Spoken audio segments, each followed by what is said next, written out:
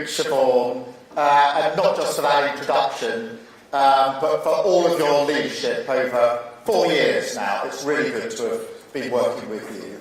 I know how valuable this Chamber network is to UK PLC, representing us around the world, building your own communities brick by brick, creating the jobs, the wealth, the tax receipts that means that we have the opportunity to change our country for the better.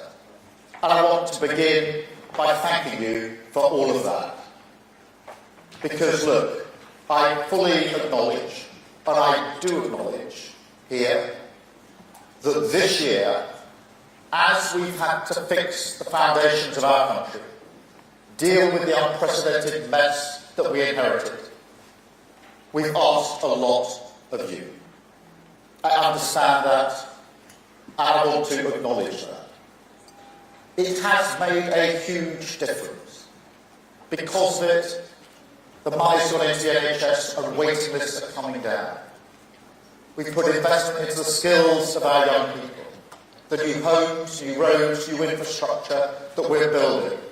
They are all vital for the long-term growth of our country.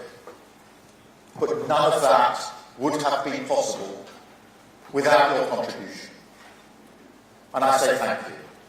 It's what I mean by partnership. It's what I spoke about, Siobhan, 2 years ago when I last came here. Because for me this is not just dialogue. It's a partnership of us all, the British nation, facing down the challenges of a volatile world together. It's a more volatile world than I think many of us have seen in many years. And frankly, the more I see the way this world is changing, the more I see the future that we must build. And the more convinced I am about the need for this unity, a sense between us of shared national purpose. And that is, I believe, how we can rise again together. And mark my words, we will. Take the spending review. This is a clear shift in the nature of this government. Beyond fixing those inherited problems, and now investing in the future of our country. We've, as it were, wiped the slate clean, we've stabilised the economy, and now we can go on to the next phase of government, building on that foundation, building a fairer Britain, change and renewal that you can feel. And that means, of course, that we have to back you to the hilt, because your members are the engines of growth in every community across the United Kingdom. And that's the responsibility of partnership. And we want to be the best state partner for enterprise anywhere in the world, and to give you the best possible conditions to succeed. And I am optimistic about this. And don't get me wrong, I know that the trading environment is not easy. The challenges that you face are front and centre of my mind. When I'm sitting across the negotiating table with the EU, with the US, with India, whoever it is, trust me, I'm fighting for you. And politics is about who do you have in your mind's eye. But together, I do believe we've got to stop doing that British understatement thing. And we do it all the time, including me. Because believe you me, this is a great moment to get on the phone to the world and say, take another look at Britain. I was speaking to Jensen Huang the other day, CEO of NVIDIA, the largest semiconductor company in the world. And he was saying Britain is in a Goldilocks situation on AI, ready to take off, a really good place to be investing. You could see it with Amazon this week. A massive £40 billion investment in our country, one of the biggest investments that's ever gone in. Thousands of jobs created in Hull, in the East Midlands, in Northampton. Which means that since July of last year, we've attracted over £120 billion into our economy. Now, you will all get this and understand this straight away. But these are companies that can invest anywhere in the world. They don't have to invest here. but they're choosing Britain. And that's a sign of confidence in our plan for change, that we are a stable partner, that we are open for business, that we are putting our money in your customers' pockets. And real wages are up more in the first 10 months of this government than they were in the first 10 years of the Tory era. 380,000 jobs have been created, more demand for your goods and your services, more opportunities to boost your bottom line. Because this is crucial. As we fix those foundations, we also make choices that will make us a fairer, more prosperous country. For example, as Vaughan mentioned, 2 years ago at this conference, I set out that bold vision in relation to planning reform, then leader of the opposition, to remove the blockages in the system, to build the labs, the warehouses, the grid connections that all of your businesses need. And 2 years later, standing here, that vision is written into legislation, and we're pushing it through Parliament. And every day new spades are hitting the ground. Growth revised up because of it. A promise made to you 2 years ago. A promise delivered. It's the same with our industrial strategy announced earlier this week. For far too long, Britain ignored this. We didn't back businesses. We didn't invest in projects and technology that are critical to our future. Didn't have a plan that gave your businesses the certainty that you need. Well, now we have that plan. And it's been drawn up in partnership.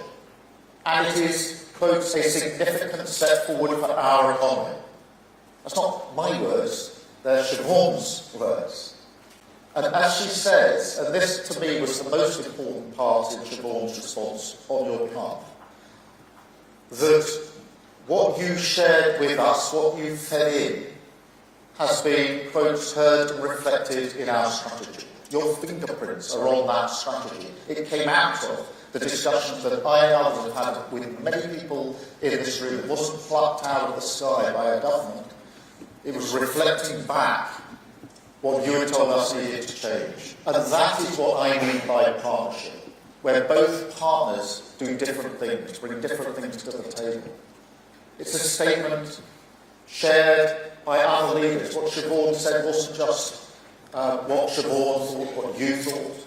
It was the sentiments of the CBI, Enterprise Nation, the Federation of Small Businesses, Make UK, Small Business Britain, and the Startup Coalition, backing British business with significant investment in R&D, new technical colleges across the country, an electricity bill slash for more than 7,000 businesses. That will make a massive difference. So many people in this room and elsewhere have said to me, it's the energy costs here, they're not competitive across Europe, we have to find a way to bring them down. That's what we've been able to do, to boost our competitiveness.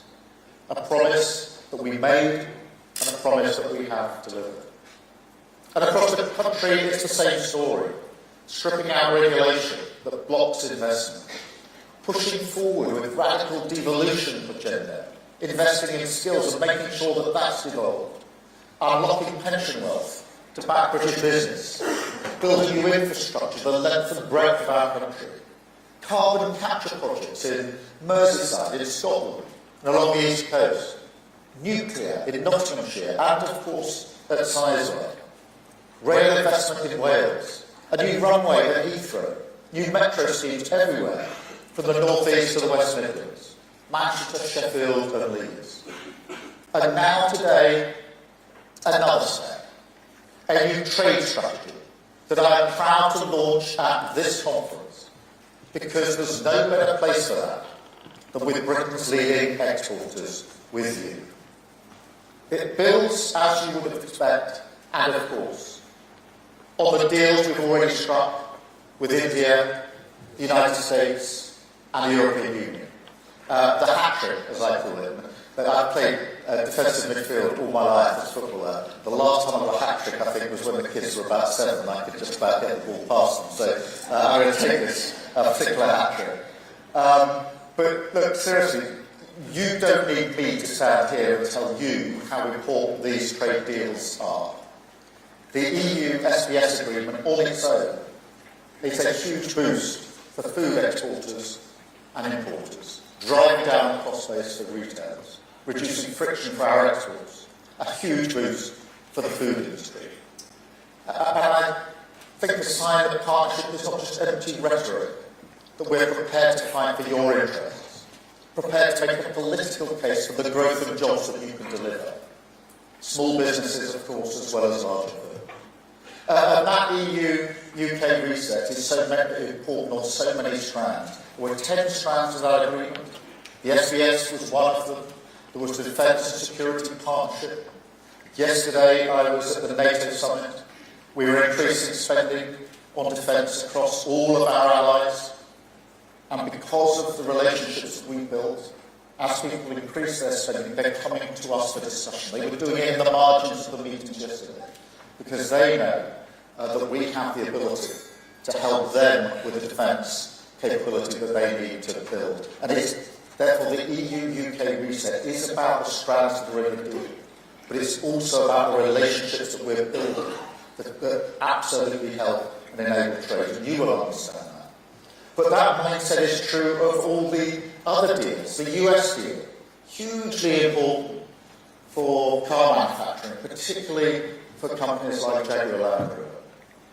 And before we made the deal and after we made the deal, I went to Solihull, to JLR, a number of times to speak to the workers there and to look into their eyes. And I know how much it meant to them. Before the deal, they knew that trading at 27.5% tariffs into the North American market was really difficult. And they absolutely appreciated what that meant for them, for their jobs, for their families and their communities. And that's why when we got the deal done, when we got it over the line eventually last week, that signature, the CEO of JLR, Adrian Mardell, called me and made it crystal clear that thousands of jobs across the West Midlands had been saved. And then think of the supply chains that go with that, in logistics, in engineering, in freight. Think of the demand in the local economy, the cafes, the retailers, the pubs. And that is all true of that deal. It's why we had to be so focused to achieve that deal. The only country in the world to have got a trade deal with the US, something which we've been talking about for a very, very long time, is vital for the sectors that it protects. And that approach is true also of the India deal, again talked about for a very long time, but an unprecedented opportunity for UK PLC to access the world's fastest growing economy. And I've spoken to some of our whisky and gin distillers about the India deal, and they've told me that their concern now is whether they can produce enough to meet the demand. What a great problem to have. What a great problem. It's a huge win for them. And as the India deal, tariffs for our car manufacturers slashed from over 100% to just 10%. The best terms of any country in the world. A deal which people said could never be done. That actually is true of all three deals. They said it wouldn't be possible to get a US deal. It wouldn't be possible to get an EU deal if you had a US deal and had to choose between the two. And it certainly wouldn't be possible to get an India deal. We've been able to get them, and that is brilliant for Britain and brilliant for you. But we'll go forward from here. And it's not just the terms of the trade deal. It's the signal that it sends about us, a transformation of our global brand. Because for years, the message the previous government was sending to the world was one of chaos, instability, the lack of courage to try deals. Because when push comes to shove, in my view, they put politics before country. And together, we've now completely turned the page on that. With these three deals, we've rewritten our brand, restored our identity that even in this volatile world, Britain is proudly, unashamedly, defiantly open for business. And today's trade strategy builds on that. We're going to keep pushing, keep making deals, keep opening up new markets for you. We're expanding the capacity of our export credit agency by £20 billion, and I know how important that is for everyone in this room. We're launching a new Ricardo Fund. We will reduce trade friction for professionals in engineering, architecture, accountancy, and so much more, opening up £5 billion worth of export opportunities. Because trade isn't just about goods.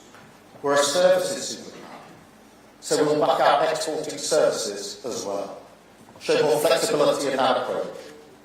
And what we want to do is push not just for traditional trade agreements, but also for smaller deals that we can make quicker at pace. Whether that's a digital trade agreement with Brazil, Thailand or Kenya, clean energy cooperation with the Philippines and Mexico, professional qualification recognition all around the world. But perhaps, most importantly, in this uncertain and challenging world, we will also give ourselves new powers on trade defence. Make sure that if your businesses are threatened by practices like dumping, that we have the right powers to defend you. And I'm determined that Britain becomes the global champion for free trade. I'm determined that we're the beacon for those values. And frankly, I think our actions already speak louder than any words. But in a world where things can change quickly, as you've seen in the recent days, we've seen in sectors like steel that protection measures do need to be put in place, then we have to be ready to back British business. And that is what we've done on trade. That is what we will do in the future, right across our economy. Businesses creating wealth in every community, and a Labour government investing in the skills, the infrastructure, the future that we need to build. A partnership in the national interest, driving us forward, delivering change and renewal, putting more money in the pockets of working people. That is the change that we can deliver together. A Britain that is back in business. Thank you very much indeed.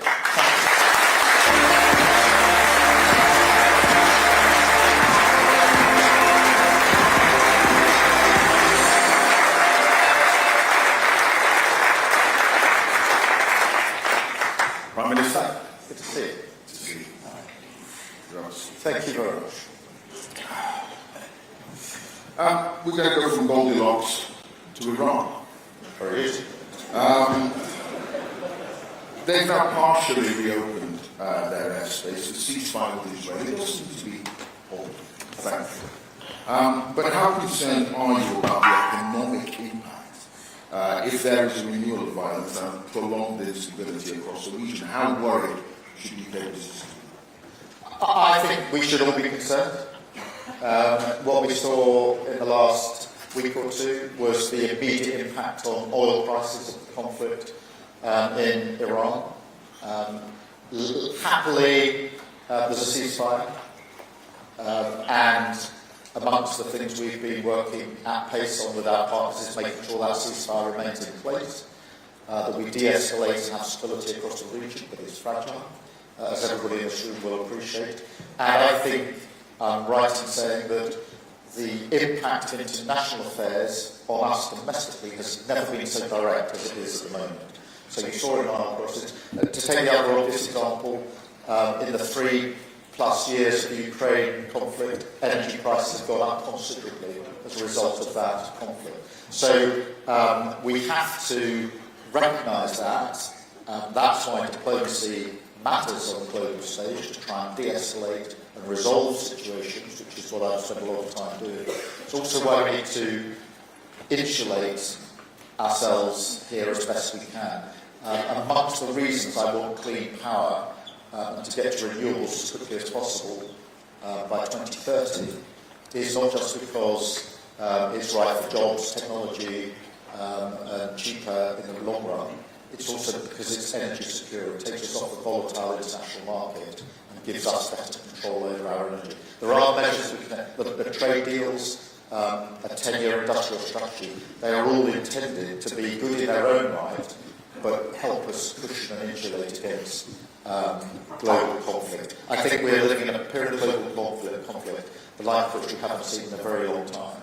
the world is more unstable, we have to take measures. The other thing I know it's a long answer now, but I have been saying defence and security, we're in a new era, things have to change on trade and the economy as well. Whatever we think of tariffs, they are undoubtedly an attempt to change the way the world economy is run. And we have to recognise that. I don't think we're going to be going back in a few weeks or months to how it was before this administration came in. We're in for a different future. We need to think through what that means. Trade deals, lowering trade barriers, the trade strategy I've just set out is a reflection of that, as is turbocharging our support for business here. We have to adapt to a changed world. And if we can do that at speed and get ahead of others, it's a huge opportunity. Yeah, you talk about our trade strategy with the aim, and I quote, to make the UK the most connected nation in the world while protecting vital industries from global threats and backing businesses to thrive. How are you going to do that? Well, the first thing is to get the trade deals that we've got. And to get 3 in a row like that was really important. The smaller deals, I think, are really important because we can do them in an agile way and within particular sectors. You know, there's the big comprehensive free trade agreements. They're good, but they take a long time to negotiate. Small sector-specific deals are the way forward. I think we should also talk to like-minded countries because they recognise that the world is changing. So I've been talking to the leaders in Japan, in Singapore, in Australia, New Zealand, Canada, about how we, the UK, can trade in an easier, better way with them, whether we as a group of countries can trade with other countries in an easier and better way. So I do think that it's a difficult environment, but there are significant opportunities if we're agile about it and if we understand the world we're living in and get ahead of the curve. Yeah, you need to start delivering sooner rather than later. The EU reset relationship with the UK, for instance, when are you going to deliver on that? Red tape is still a problem for many people in this room, and the barriers need to be brought down sooner rather than later. Yeah, so we're going at a pace. We had the first EU-UK summit just a few weeks ago. That is going to be a year event, and so we want to move on in iterations between the reason we did it yearly is to make sure that we have milestones to gauge how more quickly we can go. I'm actually really pleased we've got 10 strands of that agreement. We started the negotiations in October of last year. That's when I sat down with the President of the Commission, Ursula. And then by 6-7 months later, we've got a pretty wide agreement with the EU with 10 strands to it. There's the SBS agreement, hugely important for food, for supermarkets, retail, etc. But there's also the defence and security aspect, which unlocks the gate for us for the safe funding in the EU. And in this era where lots of countries are going to be spending more on defence, there is a live discussion going on about where those contracts are going to be to put ourselves in a position where we can take advantage of that. But also within the EU deal, the work we did on energy, on carbon emissions, etc. So we need to move at pace on that, the quicker the better.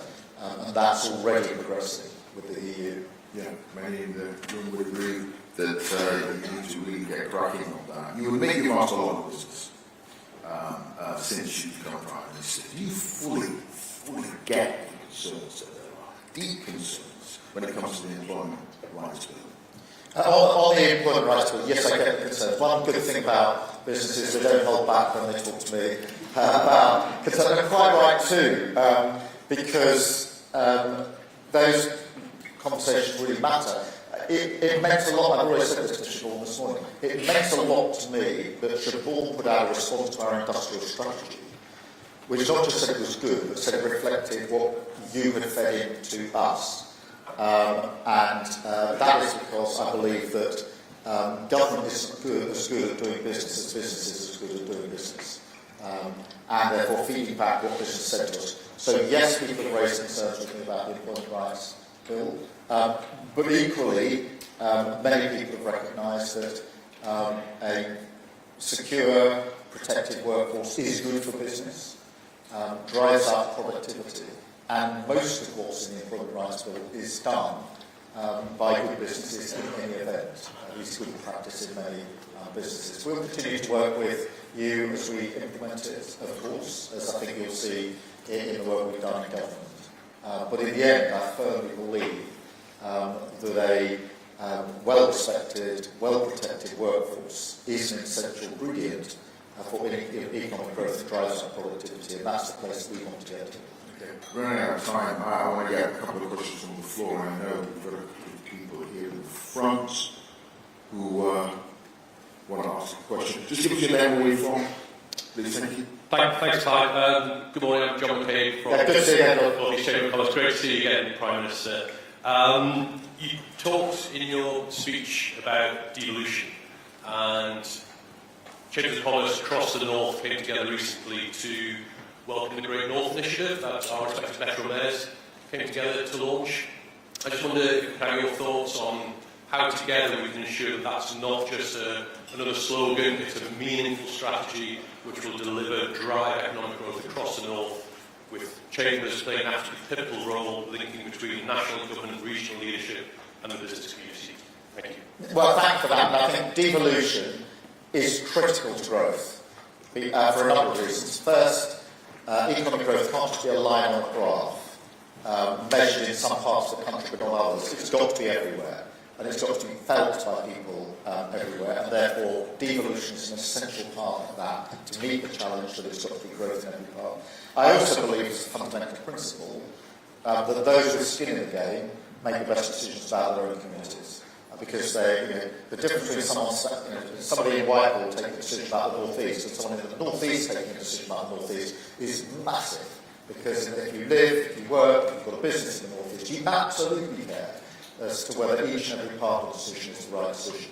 I think mayors give us an opportunity. We were a bit wary of mayors as Labour to start with, but actually, on reflection, I think they work really well. We want to build them up because they give the political representation on a scale that works for business. And that's why, to give an example, on things like infrastructure and skills, I want that to be led from the top. So when we're thinking, what's the infrastructure, what's the transport, first thing we do is talk to businesses and mayors in the region to say, what would be, given the amount of money we've got, what's the best transport?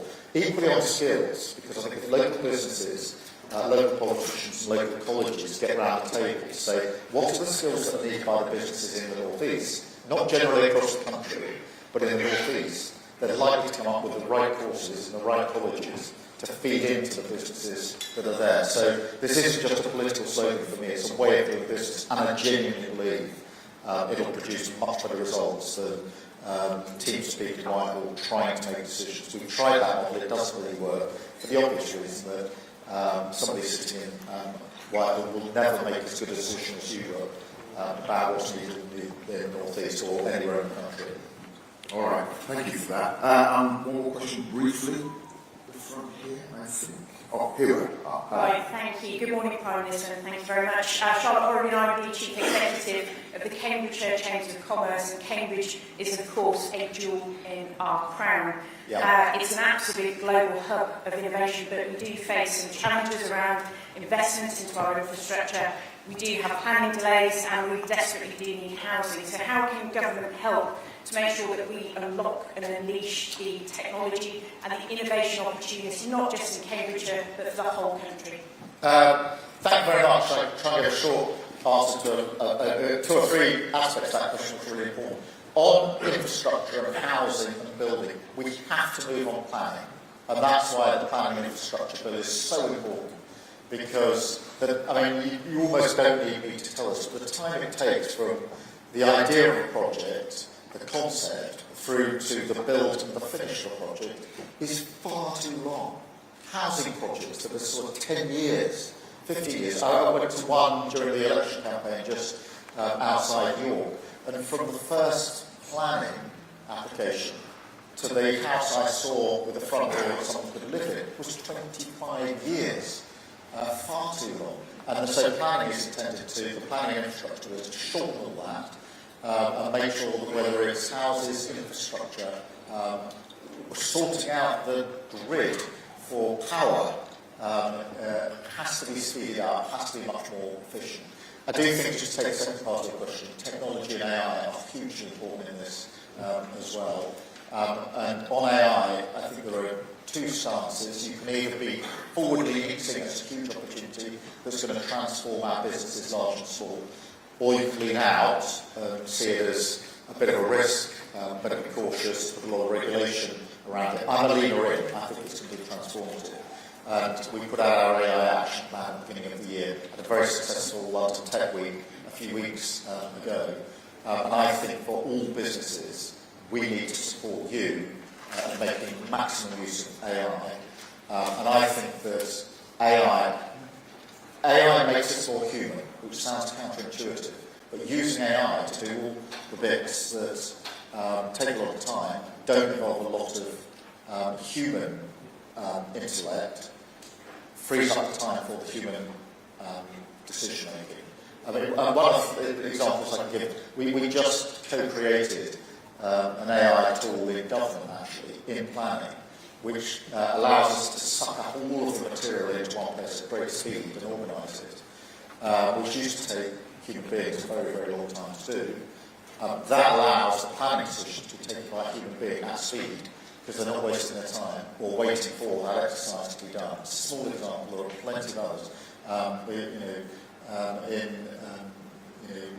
Other aspects of government, social workers are now using AI to do a lot of the administration, so that they can use their professional skills where they're needed. So many, many examples on technology we need to push ahead, planning and infrastructure push ahead. But in a sense, there's a mindset here, which is let's just knock the barriers out of the way that stood in the way of growth, whether it's regulation, planning, infrastructure, slowness, the grid not being quick enough, AI and tech not being accessible enough. They're the sort of barriers that need to be knocked out of the way. That's the partnership between government and business, and I think I said this 2 years ago, Sean, which is a true partnership. It's not two people or two bodies trying to do the same thing.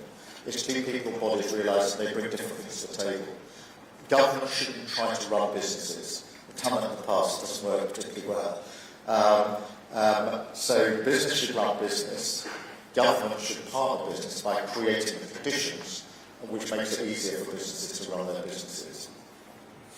Prime Minister, thank you. Ladies and gentlemen, Sir Keir Starmer. Thank you.